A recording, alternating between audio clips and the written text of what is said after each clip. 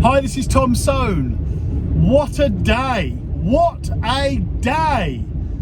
So I've just finished with Tony Fairs in Newcastle, where all day has been action-packed with property, investment. We've done viewings, we've talked about investing in Newcastle, we've done a tour of the whole city.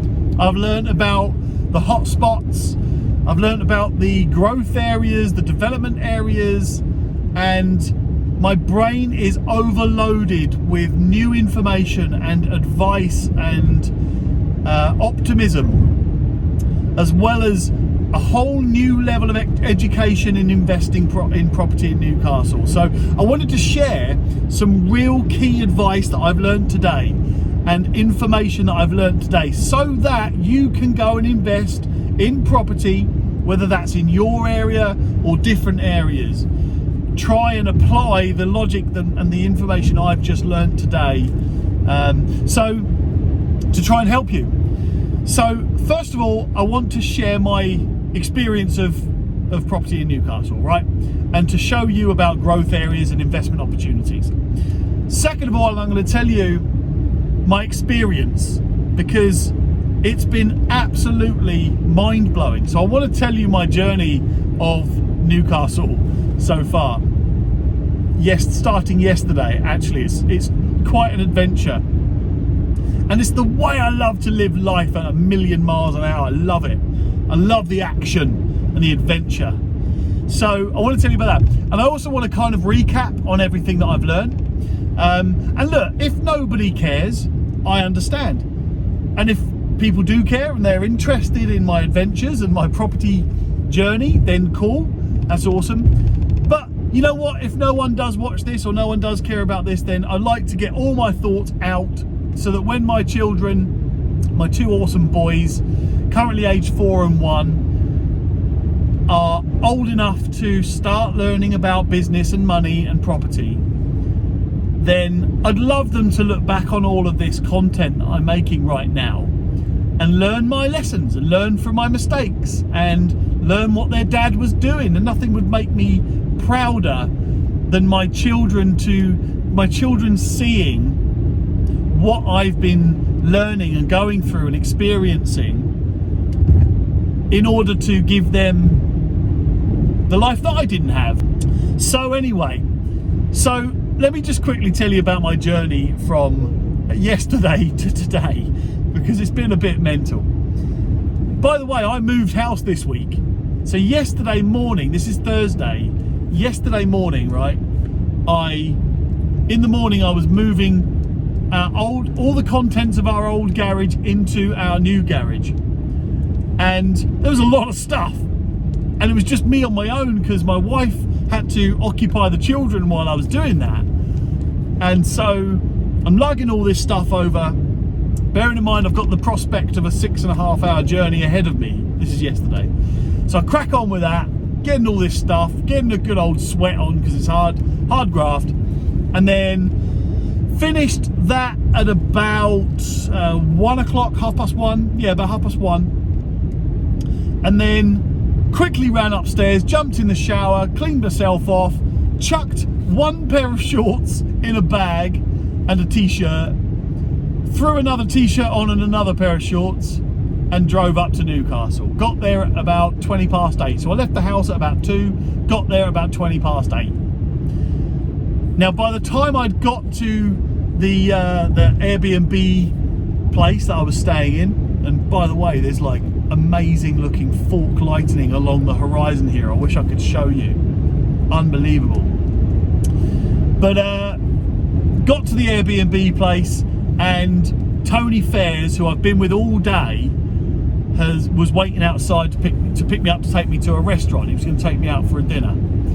So I ran into this Airbnb place, threw my bag in, chucked on my other t-shirt, ran straight back out again, literally within about 30 seconds. And straight in the car, straight to the restaurant, got in, had a beer, met up with Tony. We had Tony, Tony's wife, Tony's business partner, and Tony's business partner's other half. And straight into the restaurant, sat down, They bought me a beer, and that went that went down pretty quickly. You know, that first beer, and it's a bit refreshing, especially if you've had a long journey or a tough time or anything like that. So got into the restaurant, had a beer, ate some food, had another couple of beers. Whoa! Fork lightning hitting the ground. I've never seen that. I've never seen it actually hit the ground. Mind blowing. Anyway, had a couple of beers, went to the restaurant, went to one other local pub, had a couple of beers there, got back home, had the worst night's sleep I've ever had, because I'm a big guy. I weigh about 18 stone. I'm 6'5", so I'm a big man. And for me, a hard bed is awful, and this was not a hard bed. This was a block of wood. It was terrible. So I had the worst night's sleep. Tony came and picked me up at 7:30. I think he was trying to not impress me, but trying to sort of play to my rules, because I'm always up and at it early. I'm always up and about, and I like an early morning. So Tony came and picked me up early, and we went straight to a place called Tynemouth, which is a beautiful part of Newcastle. It's like a little, do you know what? It's almost like a little vintage village area of Newcastle. And I absolutely love Newcastle now, because the different pockets of that city are just phenomenal. You've got 15 minutes one way, you've got the most beautiful coast and beaches with incredible views. Unbelievable. And then 15 minutes the other way from the city centre, you've got real countryside, rural areas with little villages and beautiful cottages. And then you've got the city centre, which has got everything that you need. And I saw so much development going on. And for me, when you've got a city that's being developed, and it's currently being developed, I think that's a good place to invest. Because when there's a lot of money, it all filters down. So it all starts at the top, where you get people investing billions in massive skyscrapers and huge developments of huge residential developments and commercial developments. Then it all filters down and to the people, the other investors at the lower end of the scale, who are buying 50 grand houses, doing them up and selling them for 100. So a little tip there: if you find a city that's being developed, then start investing there, because the chances are that it's going to be like a snowball effect. Somebody invests at the top, it all ripples down, prices go up because jobs go up, tourism goes up, demand goes up, attraction goes up. So definitely invest in areas of development, of big development. So anyway, so we went to that Tynemouth, then we stopped in this cute little cafe for a coffee and a quick morning bacon sarnie, maybe to soak up a couple of the beers from the night before. And at that point I was absolutely shattered, because it was a terrible night's sleep, and I'm immediately out early in the morning. We're going for it.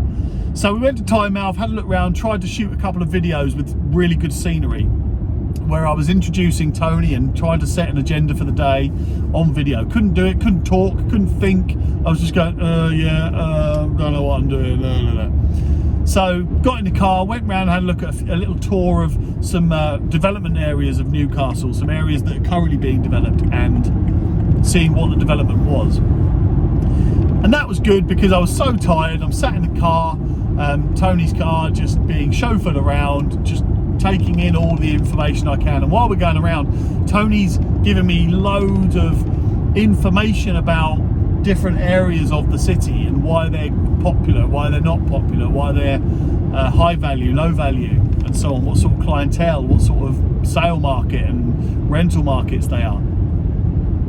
Then we, anyway, we're doing that for a while. Then we go and grab a bite to eat at lunch and start talking property. We do a little recording at lunch, but it didn't work again because I couldn't talk.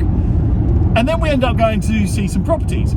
So that's when it started getting a bit better, and I started waking up a bit. I had a Lucozade, and I was a bit better at that point. So then we went round to the first property that I'm investing in, and discovered an absolute gem. I couldn't believe it. So I said it in my podcast and the video from today, but I'll repeat it now. I'm buying a 3-bedroom house in Newcastle for 55 grand, which is astonishing in itself. When I got there, I looked at the plot of land that this house is on and owned by this house. And there's another house to be built there. You have to build another house there. So I had a quick chat with my builder back in Portsmouth and sort of found out rough costings. And I think I can build a house on there and make another 30 grand profit. So I'm looking into that now. Just so happens that Tony's clued up with planning. So he's looked at it from a planning perspective, and I think there's a definite house to be built there. Or I'm going to flip the first house with planning permission for a second house to a developer, or I'm going to buy the house, leave it as it is, get planning permission for a second house, and sell the first house with planning permission at a profit. Either way, I've got some options now. So when I get back home, I'm maybe not going to do it tomorrow, but I'm going to run some numbers and see which option returns the best yield. So that was a nice little surprise. And then we went on to the second property, which, as I said in the video and in the podcast, we couldn't get into because the estate agent at Your Move let us down.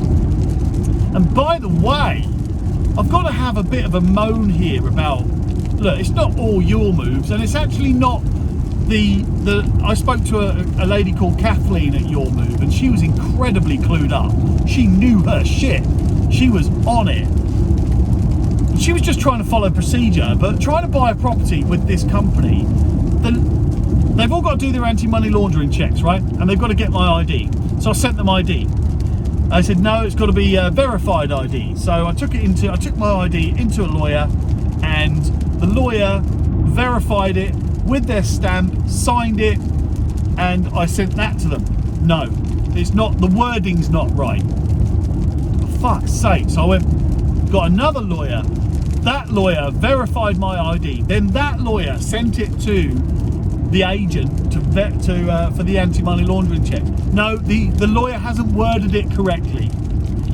Do you know what, agent? You verified my ID by 2 lawyers. They're not going to send you verification of my ID if they haven't verified my identification. Come on. Anyway, I know they're just trying to stick to a process, and I shouldn't really rant, but fucking hell, they made it hard. I don't even know if it's sorted now. I told them, well, I've done the anti-money laundering checks. That's it. Come on. There's not anything else I can do. So it's hammering down with rain, by the way, if you can hear that in the background. So anyway, went to the second property, let down by Your Move, so I had to do a video from outside the house, which is really annoying because I've travelled 6.5 hours to come up here to see the 2 houses that I'm buying, and I didn't have to, actually. I didn't have to come up and see them. I know I rave on about the anonymous property investor, the anonymous landlord, the anonymous businessman, but you know what? I just wanted to come up and see Newcastle and see what other development opportunities are up here, investment opportunities. I'm glad I did, because I'm going to invest more up here in Newcastle. So anyway, we went from there, and it just so happened Tony took a phone call from another property that he's buying, which completed today. So he said, oh, do you want to go and pick up keys and have a look? And I was like, hell yeah, let's go. So he talked me through the numbers on that. He showed me the property. We all saw it. Blimey O'Reilly is absolutely minging it down right now. Crazy. Can you hear that? That's a lot of rain. Whoa, and more forked lightning. Absolutely amazing. Welcome to Newcastle, everybody. And look, I'm hoping you can still hear me. I'm going to carry on. So anyway, we went to see one of Tony's properties. Now, I've got to say, before we got there, Tony said this one's an absolute shitter. It's an absolute wreck. Now, I think our versions of a wreck are different, because I've been to properties where, I'm scared to go in them. I've seen some properties in my time. I know, it's all just numbers, isn't it? The worse the wreck, the higher the number is to refurbish it, right? Number meaning the cost. Anyway, so we went round and had a look at this property, cracking 3-bed house, really good investment deal. I think he's bought it for 65. He's going to spend about 15 on it, and he's going to sell it for 110. I think, I can't remember the numbers now, but it's a decent little property, good little return. And there's loads of them up there. And I'm so lucky that I'm in with Tony now. And it was just by chance that we met. I say by chance, you know, I just got talking to him, learned about what he'd done, and I just was interested in what he did, and then realised that, you know what, there's some opportunities between us here. And I'm happy for him to make money too. And I do genuinely believe that if you're going to do a deal with somebody, it has to be a win-win. Everybody has to be happy with the deal, and certainly in property, everybody has to be happy with what they're getting from it. Otherwise, you haven't got a deal. You're more likely to fall out with that deal. And what's the point in doing a deal when one person's not happy with it? And look, yeah, all right, there are people in the world that are quite more ruthless than that. They'll go and do a deal which rips people off. Fine, that's your business. I'm not really into that. I like to be able to go home and have a good sleep, knowing that I'm not ripping anyone off. So, you know, these deals that we're going to do, I said to Tony, look, I'm happy for you to make money from this too. I want you to earn a good commission, a good fee. I want you to be happy with what we're doing, because I want him to enjoy us working together. What's the point in him working with me if he's not enjoying it and he's not getting something from it? So, you know, it was a really enjoyable day, and I really feel like Tony and I became good friends today, so that's good. Feel like we really get on well, so positive all round in that sense. So anyway, we went from Tony's property, then we went to record the podcast. We did that live, and that was a really good, I think it was about an hour, something like that. And then he went, picked up his wife from work, dropped me to my car, and now I'm driving home. So I've now got 6 hours left, something like that. What is it? Yeah, oh no, 4 hours left now. So what an action-packed day. I'm going to get home. I've got a golf tournament first thing in the bloody morning, so that's going to be challenging. But I am the defending champion of the Spring Cup at Meon Valley Golf Course, so I have to attend, I have to play, and I want to win. So I don't care if I'm going to have a driving hangover. You know when you have that hangover after you've done a really long journey? I don't care. I'm going to go there, I'm going to try my best, I'm going to try and win. So anyway, what did I learn today? Do you know what? I learned that you can invest in other cities, in other areas. You've just got to reach out to people that know more than you do in those areas, and I'm happy that I've found that person, and I'm going to continue building contacts in other areas. I've got a really good contact, Kirsty, up in Manchester. She's a very well-known, very well-established professional agent up that way. Got Hannah and Jim over in Wales, in Swansea, very established, very recognised, very reputable professionals in Swansea. So I'm just going to keep building my contacts, and I'm going to keep growing my investment network of people that are able to identify good investment opportunities. And my strategy is all about return on investment. It's all about yield. And sometimes I might buy a property. Sometimes I might buy a place and flip to sell. Sometimes I might flip to let. Sometimes I might do something different, but I might flip to let, and then later on down the line I might sell it. All depends on what is the better yield and what returns the better profits. So anyway, I've learned about Newcastle today.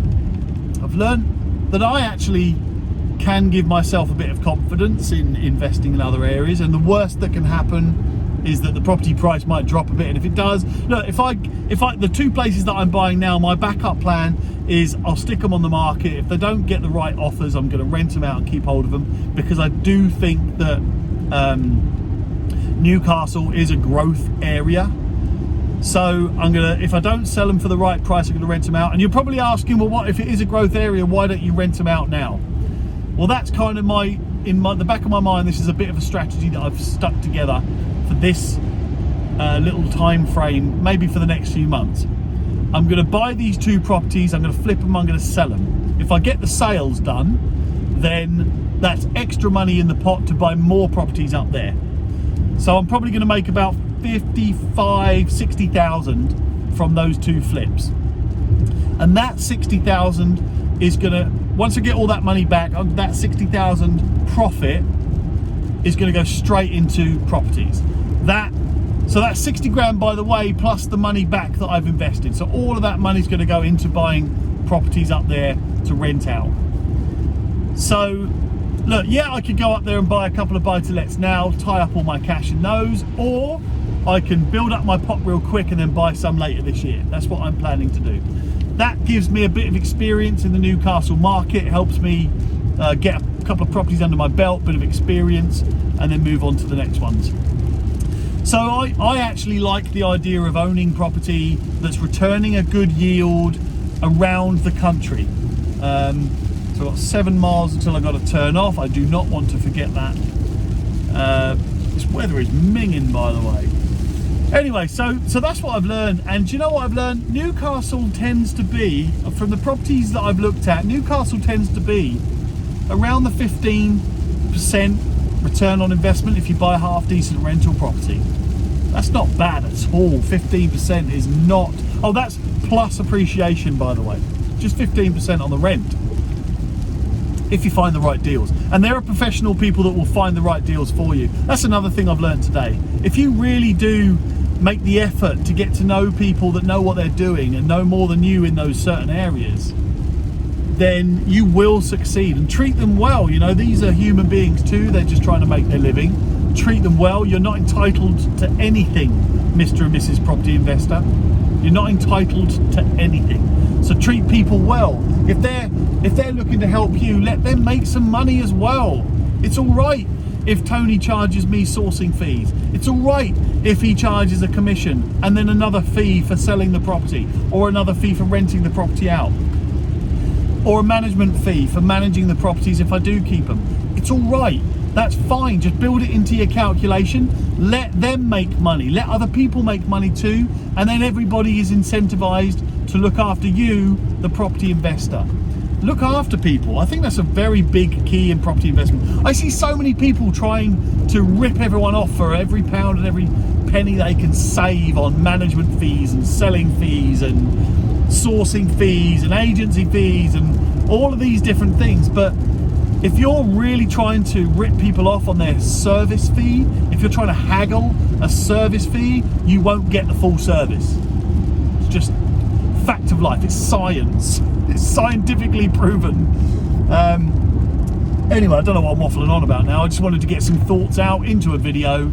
And you know, I'm going to keep doing these because I know they're pretty random and there's no structure to these. This video I'm doing now has got no structure, no agenda. It's just I just what I tend to do is when I get in the car, I hit record, then drive, and I just leave it recording for the whole drive. So, and see what I come out with.